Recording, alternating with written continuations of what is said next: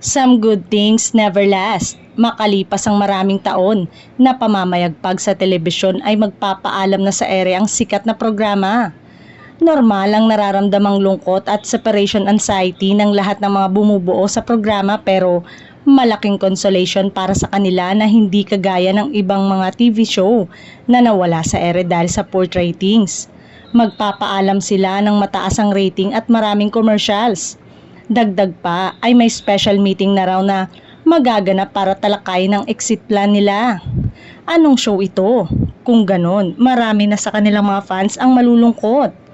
Marami namang nagkomento na malabo umano na it's showtime ang tinutukoy ng nasabing blind item.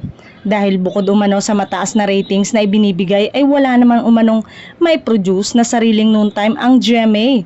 At ayaw tumaya nito lalo na sa mga baguhan pagdating sa hosting at pagpapasaya ng tanghalian.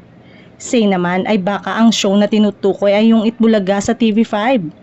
Aminado nga ang TV host na mababa ang kanilang ratings kumpara sa mga nakasabayan nilang programa sa kalaban na network. Ngunit hindi naman umano nila habol ang ratings dahil ang importante daw ay makapagpasaya sila.